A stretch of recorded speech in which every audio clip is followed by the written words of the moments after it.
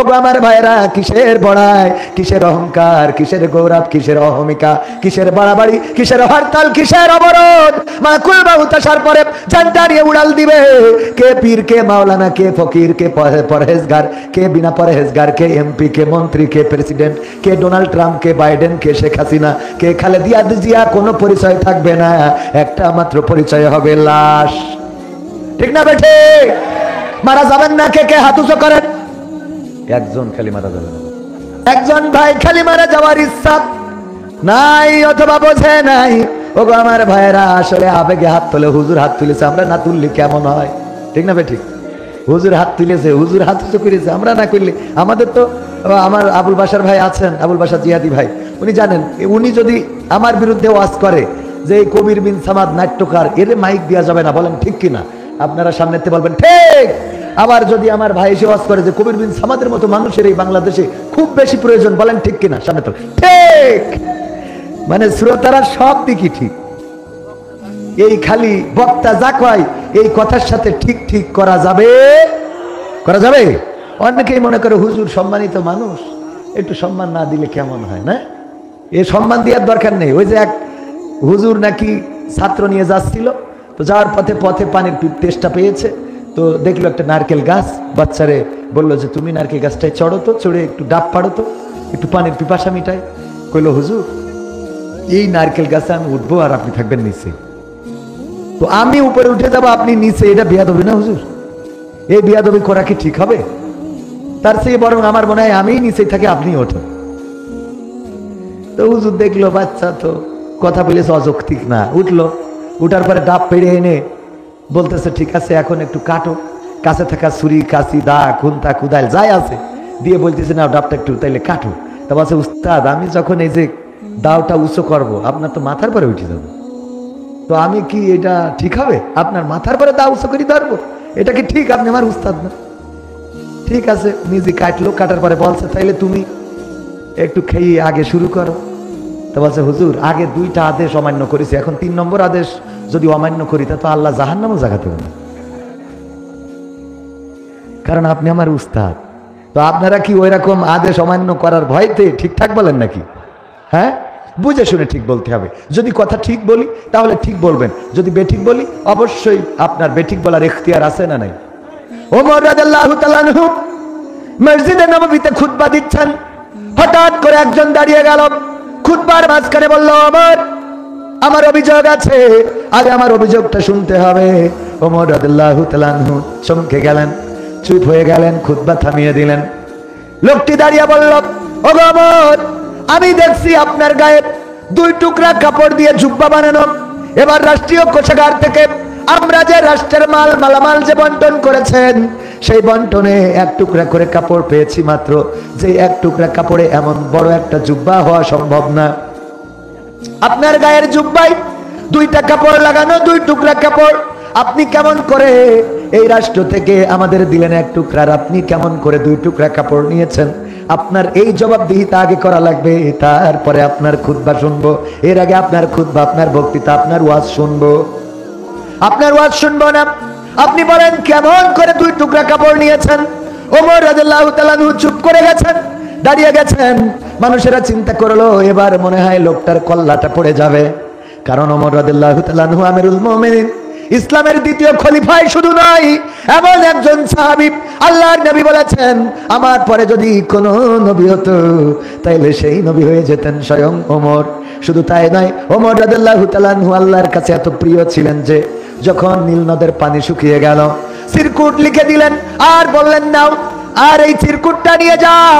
বললেন এটা নিয়ে নীল নদে ফেলে দিবা। চিরকুটে লেখা ছিল ওগো নীল নদ, তুমি যদি আল্লাহর হুকুমে প্রবাহিত হও তাইলে তুমি জনগণের জন্য তোমার কানাই কানাই পরিপূর্ণ হয়ে যাওয়া উচিত, আর যদি আল্লাহর হুকুমের বাইরে তুমি যেতে চাও তাইলে তোমার কাছে আমার কোনো চাওয়া নেই। এই চিরকুট ফেলার পর নীল নদের পানি কানায় কানায় পূর্ণ হয়ে গিয়েছিল। বলেন সুবহানাল্লাহ। সেই ওমরের বিরুদ্ধে দাঁড়িয়ে গিয়েছে এমন অসংখ্য ঘটনা আছে। ওমর রাদিয়াল্লাহু তাআলা খুতবার মাঝখানে চিৎকার করে ডাক দিয়েছেন, হাজার হাজার শত শত মাইল দূর থেকে তার আওয়াজটা শুনেছে তার নিয়োগ করা সৈন্যবাহিনী। ওগো আমার ভাইয়েরা, সেই ওমর রাদিয়াল্লাহু তাআলা চুপ হয়ে গেছেন। মানুষেরা চিন্তা করলো খলিফার বিরুদ্ধে দাঁড়িয়ে গিয়েছে, আমাদের দেশে এমন অবস্থা ছিল, যদি আপনারা বাইডেনের বিরুদ্ধে কথা বলতেন কোনো অসুবিধা ছিল না, আমেরিকার প্রেসিডেন্ট যদি আপনারা কথা বলতেন, ডোনাল্ড ট্রাম্পের বিরুদ্ধে কোনো অসুবিধা ছিল না, পুতিনের বিরুদ্ধে কোনো অসুবিধা ছিল না, কিন্তু আমাদের নেত্রী হাসিনার বিরুদ্ধে কথা বললে খবর ছিল রে। ঠিক না বেঠে? কারণ সে ইসলামের খলিফা। হ্যাঁ, বাপ দাদা এসেছিল ইসলাম প্রচার করার জন্য, এবং এমন একজন খলিফা যিনি সকালবেলা উঠে আগে প্রথমে যায় নামাজ হাতরায় খুঁজে বের করতো, তারপরে ফজরের নামাজ পড়ে দিনের শুরু করতো। কুরআন না পড়ে পড়ে কোনোদিন দিনের শুরু করে নাই। কত বড় আল্লাহ! আর যেই বিপদে পড়ে সে আর আল্লাহর কাছে সাহায্য চায় না, বলে দাদা রক্ষা করো। বোঝেননি? এদের আল্লাহ কেমন জানেন? এদের আল্লাহ কেমন বলবো আমি? এক মুসলমান আর এক হিন্দু তর্ক বাঁধাইছে। হিন্দু বলতেছে আমার ভগবান বড়, মুসলমান বলতেছে আমার আল্লাহ বড়। কয় আমার ভগবান বড়, মুসলমান কয় আমার আল্লাহ বড়। দুইজনে তর্ক বিতর্ক, আল্লাহ বড় ভগবান বড়, আল্লাহ বড় ভগবান বড়। মুসলমান তো একটু মেরিয়ত জাত, একটু বুদ্ধি বেশি, একটু বুদ্ধি রাখে বেশি। বলতেছে বুদ্ধি মানে কি? পাবনার ওইদিকে ভাই মাহফিল করে, ভাই তো পাবনাই সেই জনপ্রিয় বক্তা। তো এই পাবনার লোক অনেকেই মনে করে পাবনার মানুষ মনে হয় পাগল। না, দেশের পাগল সব পাবনায় জড়ো করে ঠিক করে বাড়ি পাঠাই দেয়। বুঝলেননি? ওরা পাগল না, ওরা বুদ্ধি করিয়ে সব সারা দেশের পাগল ওকে নিয়ে যায়, নিয়ে যায় ঠিক করে বাড়ি পাঠাই দেয়। এরপরে শুধু তাই না, বুদ্ধি কেমন দেখেন। আমি দাওয়াত নেওয়ার সময় বলি যাই করেন তাই করেন, আমার যদি দ্বিতীয় বক্তা বানান 8টা থেকে 10টা, যদি প্রধান বক্তা বানান তাহলে 10টা থেকে 12টা। যদি আমারে প্রধান বক্তা করার পরে 11টায় তোলেন তাও 12টায় শেষ করব, যদি 11:30টায় তোলেন তাও 12টায় শেষ করব, যদি 11:45 তোলেন তাও 12টায় শেষ করব।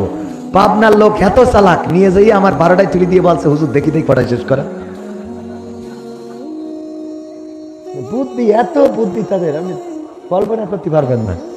তো যাই হোক, এখন মুসলমান দুইজন তর্ক, মুসলমান আর হিন্দু, যে ভগবান বড় আল্লাহ বড়। মুসলমান বুদ্ধি করি বললো ঠিক আছে, তোর আল্লাহ যদি, তোর ভগবান যদি বড় হয়, চল আমরা ওই টুইন টাওয়ারের পরে উঠবো। টুইন টাওয়ার মানে তখনকার সময় মনে হয় একটা পাহাড় ছিল, বলতেছে ওই পাহাড়ের চূড়ায় উঠবো, উঠে ঝাঁপ দেবো, যে ঝাঁপ দিয়ে বাইসি থাকবে বুঝে নিতে হবে তার আল্লাহ বা ভগবান বড়। হিন্দু বলছে ঠিক আছে আমি রাজি, চলো। মুসলমানের ধান্দা হইলো নিয়ে যেয়ে উপরে উঠাবে, উঠাইতে হিন্দুরে আগে লাভ দেওয়া হবে। তো উপরে উঠাই বলছে নাও তুমি লাভ দাও। তা বলছে আমি কেন, তুমি আগে দাও, তুমি তো ডেকে নিয়ে যাও। তো কয় তুমি আগে দাও, কয় তুমি আগে দাও। দুইজনে আবার তর্ক। মুসলমান একটু আবেগ ধরেন, ওজনই বলছে তোর ভগবান যদি এত বড় হয় তা তোর লাভ দিতে অসুবিধে কি? হিন্দুর ইমানের মধ্যে একটু জজবা বেড়ে গেছে, বলছে ঠিক আছে আমি আমার ভগবানের নামেই তাহলে আগে লাভ দিচ্ছি। তো বলছে হে ভগবান তুমি আমাকে রক্ষা করো বলি লাভ দিয়েছে। ও ভালোভাবে একেবারে নিখুঁত নিচাক্কা ভালো আছে।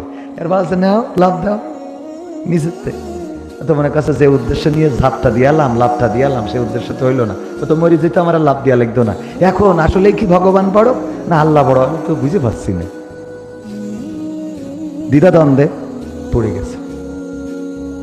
আসলে এই ভগবান বড় নাকি আল্লাহ বড়, কে আমারে রক্ষা করবে?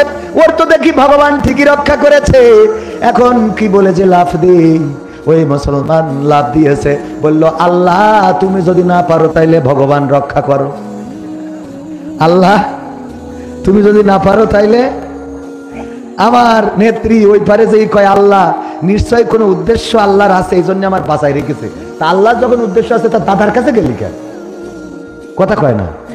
তুই তো কোনো মসজিদে ঢুকবি, হ্যাঁ আল্লাহর পরে ভরসা করি ফাঁসির কাজটা ঝলবো প্রয়োজনে, কথা কয় না। আর গেলি যা সৌদি আরবে যা, তুরস্কে যা, এর দোকান আছে, পাকিস্তানে গেলে অসুবিধা নেই, তাও তো মুসলমান। হ্যাঁ আরো যেসব দেশ আছে এটা মুসলমানের কাছে, তুই দাদার কাছে গেলি কোন? তার মানে আল্লাহ তুমি যদি না পারো তা দাদার ভগবান রক্ষা করো। কথা বোঝেননি? ক্ষমতায় কেউ স্থায়ী হয় না, হোক না সে হাসিনা কি বারে না, সে আরটা চিরকাল থাকে না। ক্ষমতায় কেউ স্থায়ী হয় না, মুজিবুর বেশি দিন থাকেনি, জিয়াউর কেউ তো রাখেনি, মুজিবুর বেশি দিন থাকেনি, জিয়াউর কেউ তো রাখেনি। এরশাদ চলে গেছে পৃথিবী ছেড়ে, এরশাদ চলে গেছে পৃথিবী ছেড়ে, কেউ আজ তার কথা কয় না। ক্ষমতায় কেউ স্থায়ী হয় না। হাসিনা ক্ষমতা ধরে রাখতে আয়না ঘর বানিয়েছিল, জনগণের রোশানলে দাদার দেশে পালিয়ে গেল। হাসিনা ক্ষমতা ধরে রাখতে আয়না ঘর বানিয়েছিল, জনগণের রোশানলে দাদার দেশে পালিয়ে গেল। ডিবি হারুনের পাশে আর, ডিবি হারুনের পাশে আর পরিমণিদের দেখা যায় না। ক্ষমতায় কেউ স্থায়ী হয় না, হোক না সে হাসিনা কি বারে না, সে আরটা চিরকাল থাকে না। সে আরটা কি চিরকাল থাকে না? থাকে না। আলোচনায় আসি, যেটা বলছিলাম যে আমরা মরতে রাজি না, কে কে হাত উঁচু করিয়েছিলাম, এখান থেকে আবার অন্য লাইনে চলে গিয়েছিলাম। আমরা চাইলেও মরতে হবে, না চাইলেও মরতে হবে। অনেকেই মারা যায় অ্যাক্সিডেন্ট করে, অনেকেই মারা যায় ব্রেন স্ট্রোক করে, অনেকেই মারা যায় পানিতে ডুবে, অনেকেই মারা যায় বিমান ক্র্যাশ খেয়ে, অনেকেই মারা যায় হেলিকপ্টার ক্র্যাশ খেয়ে। নানান ভাবে মানুষেরা মারা যায়, কারো ক্যান্সার, কারো আলসার, কারো ডায়রিয়া, কারো জ্বর, কারো ডেঙ্গু, কেউ পঙ্গু। এমনি ভাবে কোনো না কোনো কিছু হয়ে মারা যায়। যার কিছুই হয় নাই সে কি করে মারা যায়? আমার কথা বোঝেননি? কয় ঠিক? আমি প্রশ্ন করলাম যে যার কিছুই হয় নাই সে কি করে মারা, তার কি হয়ে মারা যায়? হ্যাঁ, হার্ট অ্যাটাক করে। আরেকজন কি করে মারা যায় বলছে?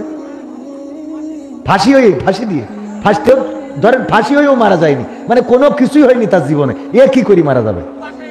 হ্যাঁ, এমনি এমনি। কারণ একটা আছে, কারণটা আমি বলি। আপনারা নিয়মিত দেখেন, টেলিভিশন স্ক্রিনেও লিখে দেয় বার্ধক্যজনিত কারণে কবির বিন সামাদ কিল্লাফাতে ওপারে চলে গেছে। কি কারণে? বার্ধক্য, যার কোনো কারণ নেই, তার কারণ হইলো যে বার্ধক্য হবে, বয়স হবে, মরে যাবে। বুঝেননি? মানে কোনো কারণ নেই। ভাই বলিস এমনি এমনি এমনি এমনি মরবে কেন? একটা তো কারণ হতেই হবে, একটা কারণ হবেই। কারণ মালাকুল মউত নাকি বললো, আল্লাহ তুমি আমারে যে দায়িত্ব দিয়েছো, মানসি তো সব আমার গালাগালি। জানেন কিনা ঘটনাটা? যখন ওই যে মাটি আনতে বললো, যে যায় সে মাটি কান্নাকাটি করে, বললো যে না আমার দিয়ে হবে না, ফেরেশতারা চলে যায়, কয় মাটি কান্দে। মালাকুল মউত আজরাইলকে পাঠাইলো, ও যাইতে কানছে, তার সিঁড়ি নিয়েছিল, তোর কান না দেখে কি আল্লাহ বলিয়েছে, নিয়ে গেলাম। আল্লাহ বললো তোর দায়িত্ব থাকলো এই মানুষ বানানোর পরে ওকে জান কবজ করতে হবে। বললো আল্লাহ যেভাবে মাটি কান্নাকাটি করিস তাই মানুষরা তো কান্নাকাটি করবে না, আমার গালাগালি দেবে। আল্লাহ বললো কারণ একটা দিয়ে দেবো, যে কারণ তোর কেউ বলবে না, বলবো অ্যাক্সিডেন্ট করে মরি গেছে, ও হার্ট স্ট্রোক করে মরি গেছে, ও ডেঙ্গু হয়ে মরি গেছে, পানিতে ডুবে, মানে কারণ একটা আছে। যার মোট কোনো কারণ নেই, সে বার্ধক্যজনিত কারণে মরি গেছে, তাও আজরাইলের দোষ দেয় না, কথা কয় না। কেউ বলে যে আজরাইল আসিল আজকে এসে দেখা করিয়ে তুলে নিয়ে চলে গেছে, বলে কি যার কিছু হয় নাই সে কি কারণে মরিছে? বার্ধক্য। তার মানে যতই বাঁচি জীবনে যদি কোনো রোগ না হয়, তাও বার্ধক্য যে হবে এটা তো নিশ্চিত। মারা তো যেতেই হবে, কবরে তো যেতেই হবে। তাহলে আমাদের কি করতে হবে? আল্লাহ বলল ইয়া আইয়ুহাল্লাযীনা আমানু কু আনফুসাকুম ওয়া আহলিকুম নারা।